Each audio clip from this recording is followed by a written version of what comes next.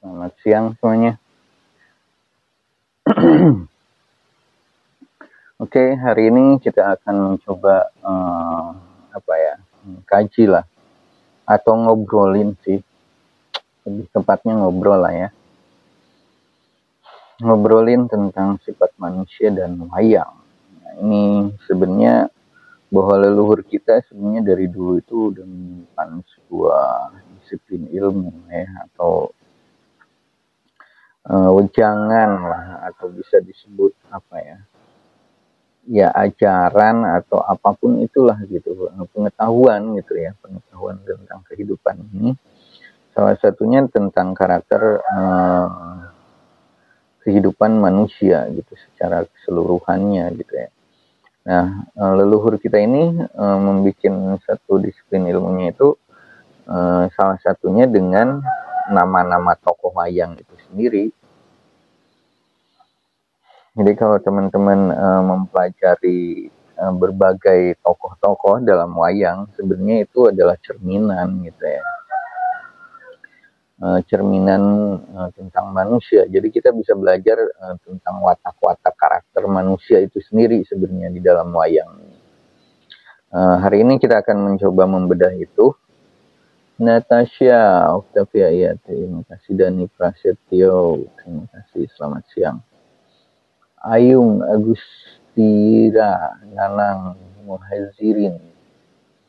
Oke, pokoknya terima kasih semuanya. Jadi hari ini fokusnya kita akan ke sana ya. Kita belajar tentang kehidupannya ini dalam artian mama anak 3. Oke, terima kasih. Tentang sifat manusia di dalam wayang atau dengan wayang ya kita ininya. Kita akan belajar dari Cilura Semar dulu mungkin ya. Karina, oke, terima kasih semuanya. Buat teman-teman silakan bisa di tap, bisa di absen gitu ya. Kalau bisa ada lock orangnya itu di sana, absen aja. Jadi kita akan mencoba mulai membedah tentang sifat-sifat manusia. Jadi teman-teman bisa berinteraksi, bisa komen gitu ya, bisa berdiskusi lah. Intinya kita mempelajari tentang kehidupan ini dari segala disiplin ilmu gitu ya. Kalau bisa ini bisa lebih luas gitu nantinya. Bisa dari pandangan teman-teman, dari filsafat, dari kosmologi, dari apapun, dari budaya, dari agama, sudut pandangnya bisa lebih luas gitu ya. Ini saya akan mencoba membongkar atau membuka pembukaannya dari Cilura Semar ya. Kenapa sih di Semar gitu? Aku di mana? Wah, nggak tahu. Topik. Terima kasih semuanya teman-teman yang sudah bergabung. Oke, kita mencoba di karakter Semar dulu ya. Karakter Semar ini adalah karakter yang bijaksana dan berwibawa. Jadi seorang Semar, atau kalau bahasa secara tasawufnya atau secara hakikatnya itu berbicara tentang jat lah ya, atau berbicara filosofi tentang esensi kehidupan banget, dan berbicara Semar ini sebenarnya. Semar, sem pengangken-ngangken mar, yang menyemarakan jatnya alam gitu. Itu Semar yang samar-samar atau apapun. Banyak ya julukan-julukan tentang Semar ini sendiri. Tapi intinya berbicara tentang Semar adalah berbicara tentang hakikat hidup itu sendiri gitu. Berbicara tentang hakikat kesemestaan. Bicara nilai-nilai agung yang disembunyikan dalam wajah atau dalam penampilan yang membuat orang mungkin tertipu ya. Kenapa Semar seperti anak kecil, seperti perempuan, gendut gitu kan, atau tubuhnya hitam atau apa itu. Nah di sini sebenarnya makna Semar itu harus dibongkar di sana. Sampai kuncungnya itu ada berapa gitu ya, jumlahnya, wajahnya putih apa gitu maksudnya. Itu sebenarnya hal-hal kalau mungkin secara bahasa leluhur itu bahasa silokanya gitu ya, itu disimpan oleh pewarnaan atau bentuk itu sendiri gitu. Nilai-nilainya ada di sana sebenarnya kalau kita mau membongkar lebih dalam gitu ya. Oke, dari Semar itu adalah sosok yang bijaksana, rendah hati yang pasti. Ini banyak banget yang hadir, terima kasih. Kalau bisa di tap-tap ya teman-teman yang hadir. Nisa Rizko Lewayunski, Kirndi Ngampusin, atau siapa semuanya teman-teman yang hadir. Bumiku, Rizuki, Saufik. Oke, terima kasih. Bayangan. Oke. Nah, apa sih yang bisa kita petik gitu dari seorang tokoh Semar gitu ya di dalam kehidupan ini? Bagi saya sendiri, ketika kita memiliki potensi ya kedewasaan gitu, menjadi seseorang yang sudah dewasa, itu sebuah jalan yang benar-benar harus menjadi seorang manusia yang bijaksana bagi saya. Kita bisa belajar kebijaksanaan dalam Semar ini. Ada peribahasa di dalam Sunda ini, ada nyumput buni dinu caang gitu ya. Nyumput buni dinu caang itu apa sih maksudnya gitu?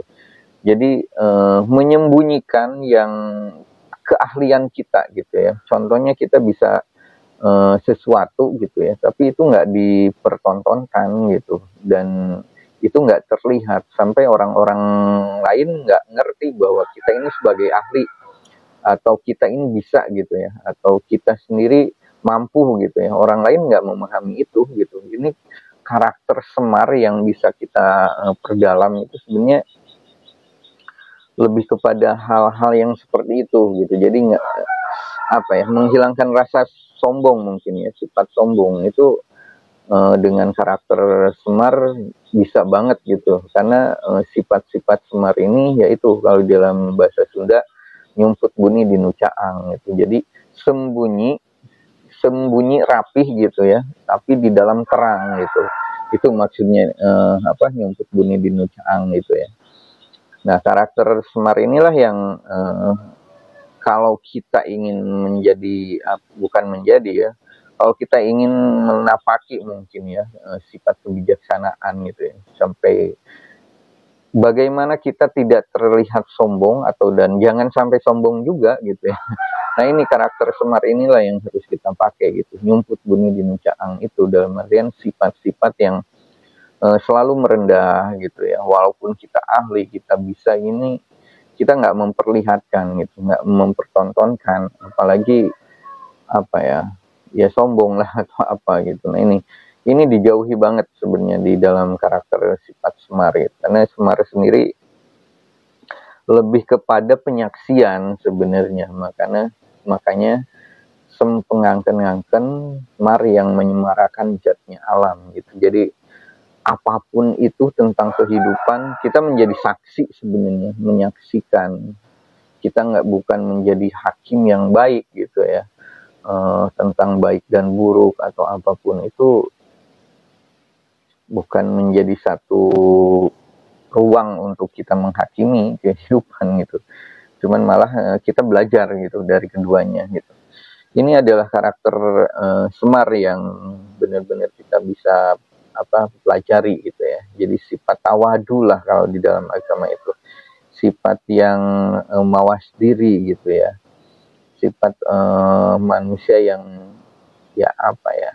yang jauh dari kata sombong gitu. Akhirnya jebakan-jebakan, makanya jebakan-jebakan berbicara di dalam agama nanti banyak gitu ya. Ini kalau dengan memakai karakter Semar, kita insya Allah sih kalau bagi saya akan lolos gitu ya. Karena benar-benar punya kekuatannya di sana gitu ya. Itu rendah hati Semar. Lalu karakter Semar ini pelayan gitu ya, pelayan setia gitu. Nah, ini pelayan setia itu dilambangkan dengan melayani para Pandawa gitu, atau ksatria gitu ya. Nah, Semar ini kenapa sih menjadi pelayannya gitu ya, selalu melayani gitu ya para ksatria. Sebenarnya ini simbol juga gitu, simbol banget gitu. Jadi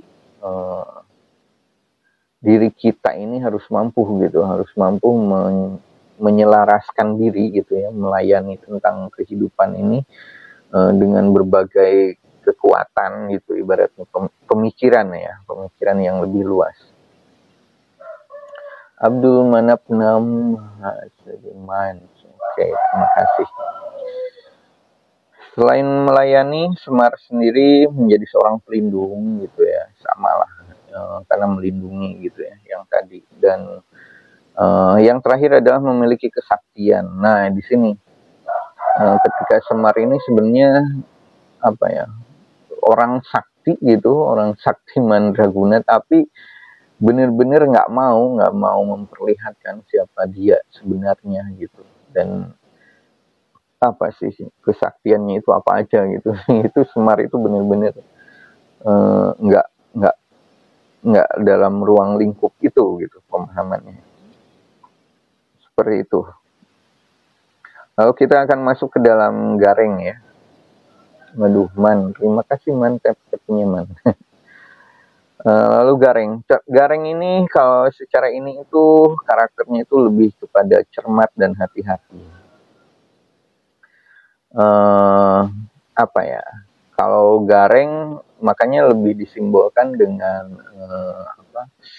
wajahnya mungkin ya, atau tangannya, kakinya pengkor gitu ya, atau apalah ya dalam tubuh fisiknya lah ya. Sebenarnya itu sebuah simbol juga gitu, bahwa kebobrokan manusia, kekurangan manusia yang mungkin secara fisik seperti itu ya, tapi sebenarnya di dalam simbol pewayangan ingin mengingatkan bahwa manusia itu berhati-hati mempergunakan tubuhnya gitu ya, atau anggota badannya gitu. Contoh mungkin dari bibirnya gitu ya, atau dari matanya. Kenapa Gareng seperti itu?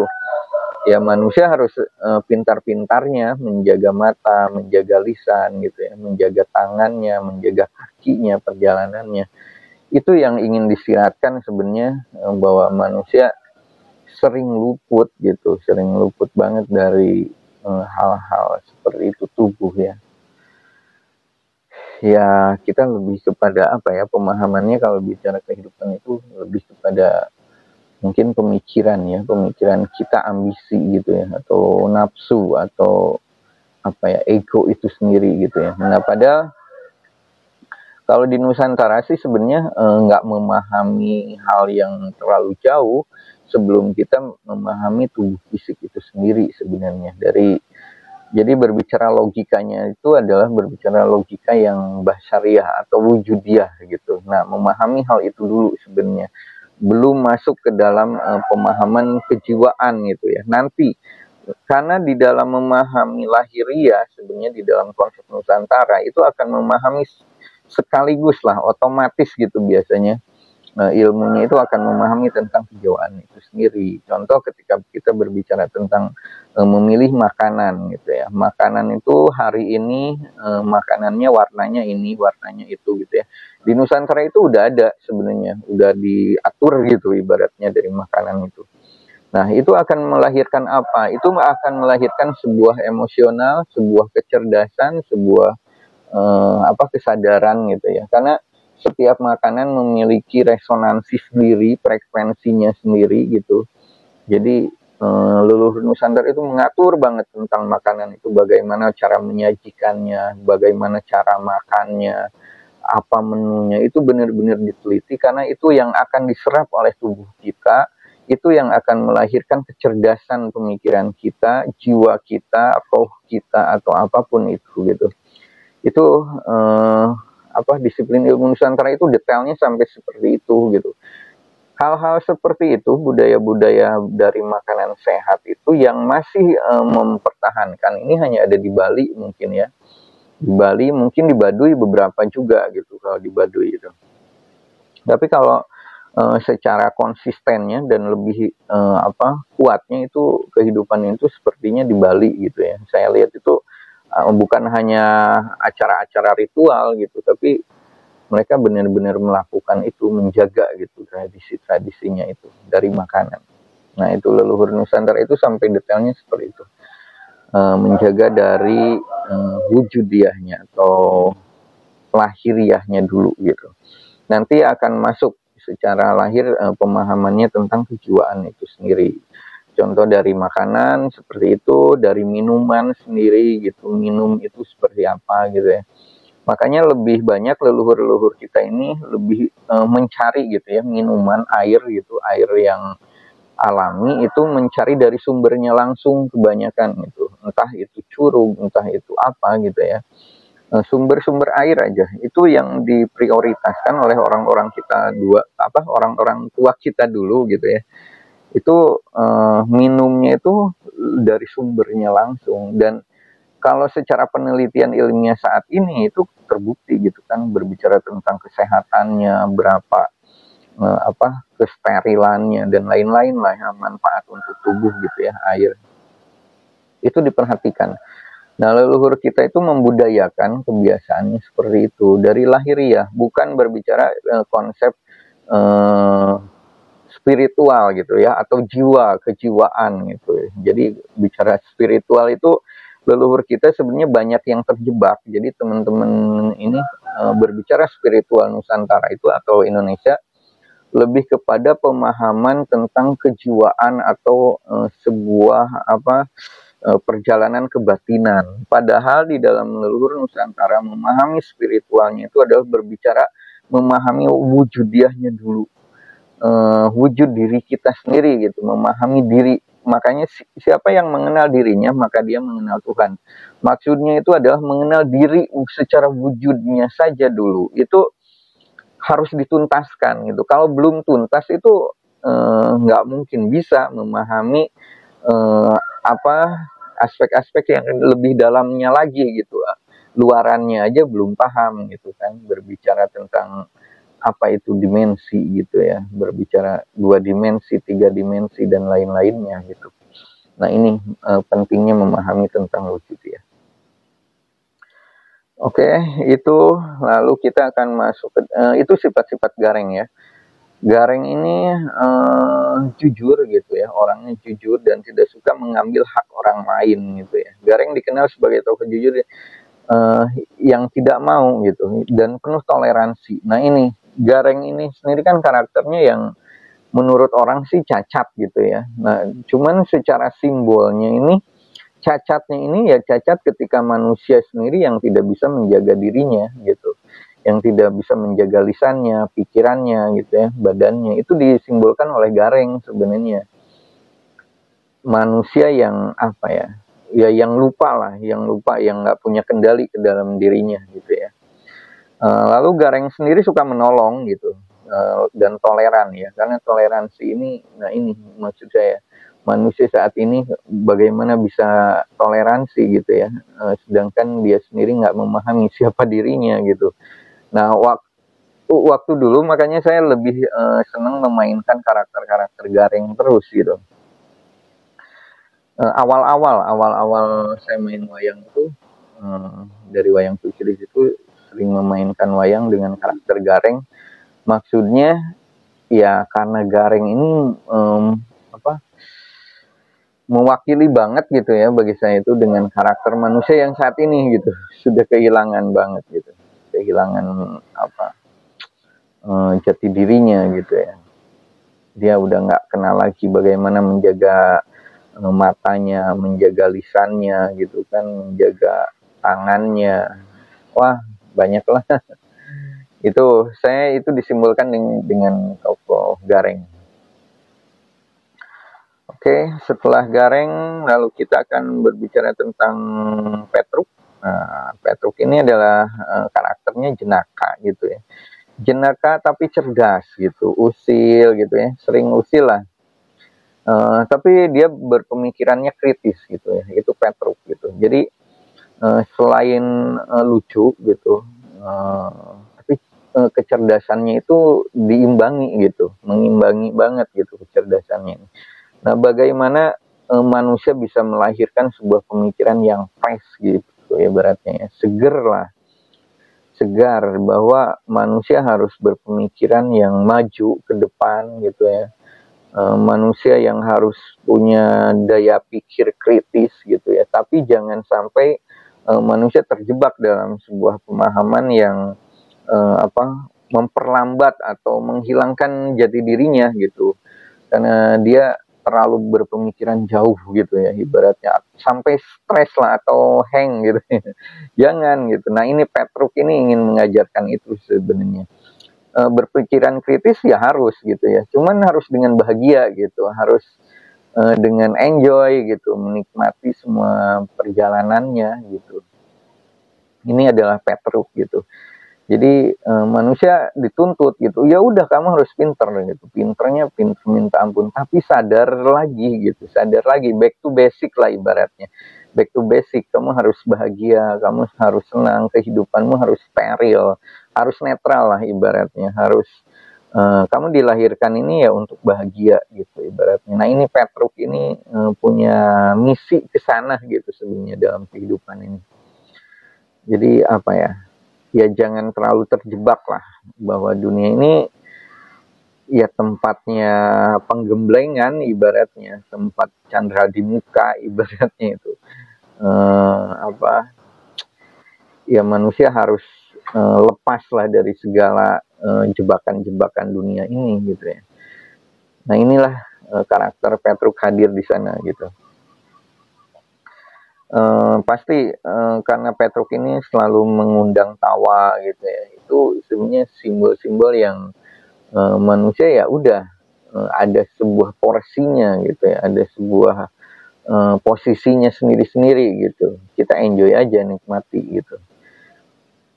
Seperti itu sih mungkin karakter dari Petruk gitu ya, berpikiran kritis tapi jangan sampai melupakan bahwa esensi hidup itu adalah tentang kebahagiaan itu sendiri gitu. Itu adalah Petruk. Lalu yang terakhir adalah ini tentang Punokawan dulu ya. Nanti kita akan berbicara tentang para kesatrianya. Para kesatria lebih dalam lagi sebenarnya. Ini akan berbicara, kalau saya wayang ini kalau udah berbicara tentang kalau Punokawan mungkin lebih umum ya, lebih gampang diterima, lebih bahasanya lebih universal gitu ya. Bahasanya, makanya saya lebih senang memakai Punokawan, lebih umum lah bahasanya, kajian-kajiannya seperti itu.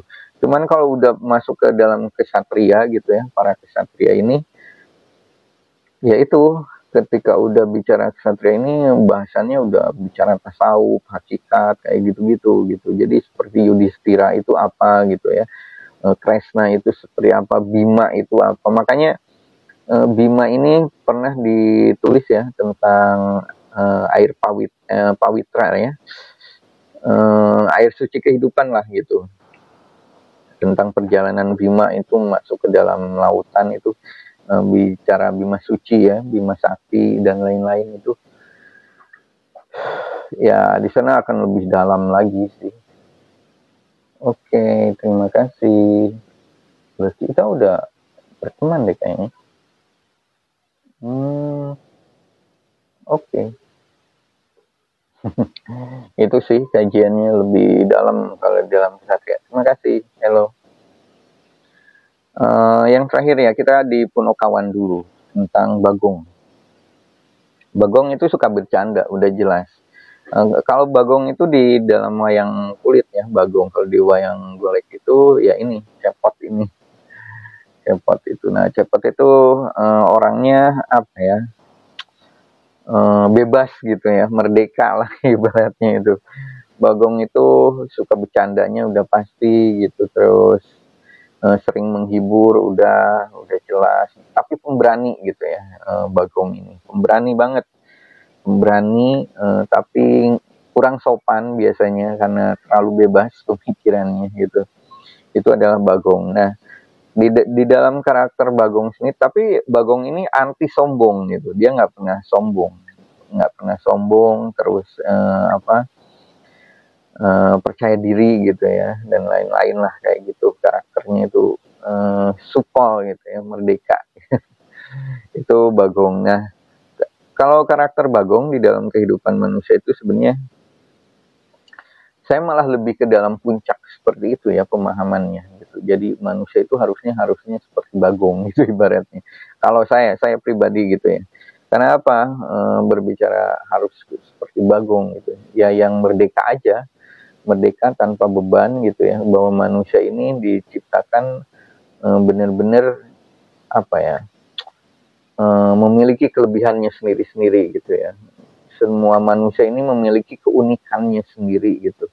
Jadi ya udah jadi dirimu sendiri aja gitu. Nah ini digambarkan oleh Bagong gitu. Kalau Bagong ini atau Cepot ini ya orangnya seperti orang merdeka aja gitu, bebas gitu. Saya seneng gitu, makanya karakter yang selalu yang selalu saya mainkan adalah salah satunya Cepot atau Bagong. Kalau secara simbol lagi, secara kajian dalamnya lagi gitu ya, Cepot ini sendiri atau Bagong ini dilambangkan dengan hawa nafsu sebenarnya. Jadi tentang hawa nafsu ini sendiri, makanya lambangnya merah gitu ya. Nafsu yang berbicara tentang nafsunya ini bukan nafsu yang hanya sekedar kalau saya bahasa yang lebih mudahnya itu, bahasa nafsunya kalau di dalam pewayangan Cepot ini sendiri lebih kepada menggugah kesadaran gitu, maksud saya itu. Jadi manusia itu ayo sadar, kamu ini punya nafsu gitu, punya nafsu yang itu sendiri sebuah pelajaran bagi kita gitu sebenarnya. Jadi bukan sebuah nafsu yang harus dijauhi gitu ibaratnya. Karena hanya dengan itulah manusia bisa sadar gitu, ibaratnya punya nafsu itu gitu ya. Ya nafsu mutmainah, nafsu mardiah atau apapun itulah bahasanya ya, tentang nafsu-nafsu yang bersifat sisi kebaikannya, tapi nafsu yang sisi keburukannya itu dalam artian yang manusia miliki gitu. Di dalam Cepot ini sendiri dia udah menjadi sebuah kesadaran utuh, karena gabungannya Cepot ini karena putra Semar ya gitu ini. Nah itu lahir di dalam diri kita ini sendiri. Cepot itu sebagai nafsu keinginan kita, sedangkan Semar itu sebagai pineal gland atau kecerdasan ya, pusat kecerdasan manusia. Kalau bahasa kerennya gitu ya, bahasa ilmiahnya itu adalah pineal gland gitu. Seperti itu di dalam diri gitu ya, di dalam diri kita. Nah, Cepot inilah yang mewujudkan manusia kita ini punya free will gitu ya, free will, free will, atau punya kehendak bebas. Nah itu maksud saya, itu yang dari tadi saya mau katakan itu. Jadi dilambangkan oleh dengan Cepot, dia bebas, dia benar-benar menjadi satu pemikiran yang cerdas gitu, yang berani, yang menghibur, percaya diri dan lain-lain lah kayak gitu. Ini Kang Cepot atau Bagong. Oke. Holis Banyu Ahmad Zeska. Ini saya pakai lampu ini ya gitu, jadi agak sedikit ini.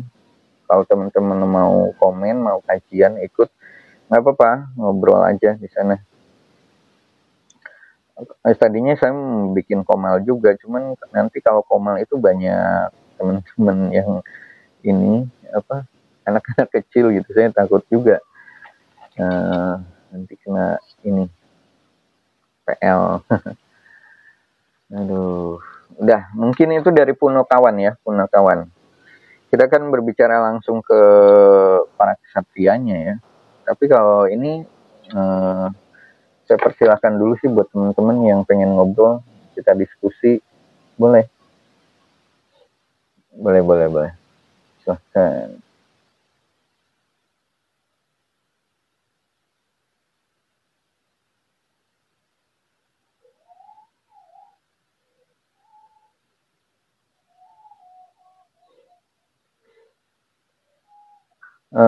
Nanti kita akan berbicara sampai kepada bagaimana tentang Sengkuni.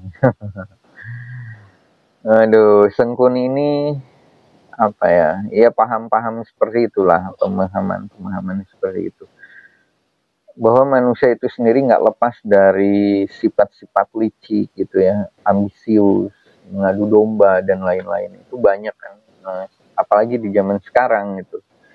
Berbicara hal-hal kayak gitu, ya itu kita akan bahas. Tapi perlahan ya, kita memahami dulu dari Yudhistira, gitu, Bima dan lain-lain lah. Dari Pandawa 5, terus berbicara Hanoman, terus Sri Kandi itu seperti apa sih Sri Kandi gitu ya, Drupadi gitu. Itu perlu banget tuh bagi saya, pemahaman kita terhadap tokoh-tokoh wayang ini di dalam kehidupan ini nanti kita bisa menemukan banget gitu dalam realitas ini. Oh ini gitu. Ini sebagai ini gitu ya. Dan lakon-lakonnya akan terlihat juga. Oke, mungkin teman-teman seperti itu. Silahkan kalau mau ngobrol, saya tunggu dulu supaya nggak terjadi satu arah ya ngobrolannya.